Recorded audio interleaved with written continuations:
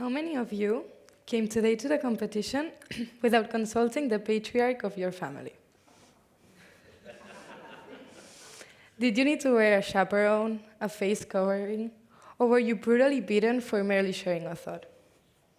You probably didn't, but women from all around the world do suffer from this kind of paradigms. So raise your hand if you know what a paradigm is.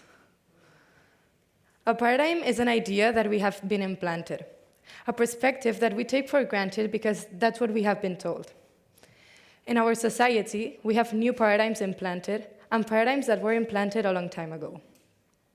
In 2021, the Taliban once again seized power in Afghanistan after 20 years of respite. Since their arrival, women's rights have been completely eradicated.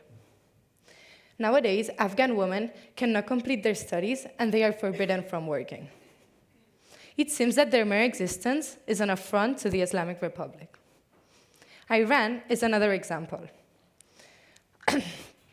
Since the death of Mahsa Amini, women have been burning their hijabs and cutting their hair as a form of protest.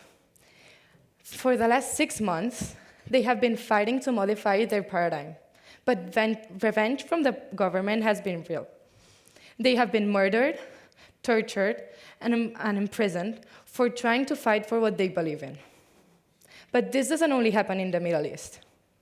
1,118 women and 49 children were killed in Spain in the last 20 years due to domestic violence.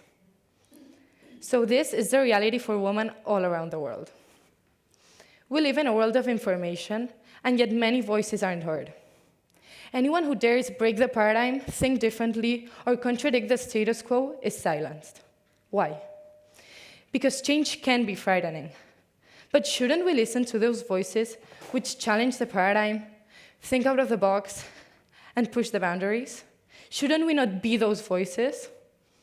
I may talk from a really privileged point of view, and I am lucky to say that I do not have a personal experience of needing this right established, but yet I am scared to walk alone at night because I'm a female. I need to be careful on what I'm wearing because it might be too provocative. And I need to hold my emotions back because I am patronized for expressing them. And I know that when I enter the workforce, I won't be paid the same as a man for the equal job. Aren't these paradigms we should break? Maybe living in Europe, we may feel that breaking the paradigm is not overly important. But think globally. How important is it in Afghanistan, Iran, and many other places in the world, where people are less fortunate, where people's rights are violated on a daily basis, and where they are tortured and murdered for daring to speak? Is this the world we want to live in? No.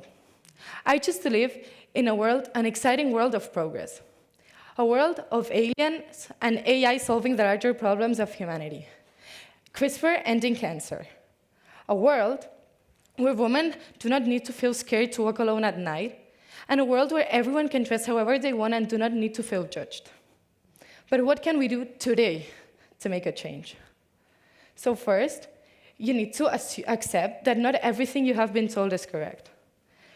Be curious, ask questions, and accept the answer, even though it is not what you want to hear. And listen. Listening is vital. Listen to little girls. Listen to girls. And listen to everyone that contradicts you or tells you that what you have been told isn't correct. And stop and breathe. No. And focus on yourself. Every time you hear something you do not agree with, just focus on yourself and take 5 seconds to answer. Rather than react, reflect. And if you want to make a change, it starts today and with you.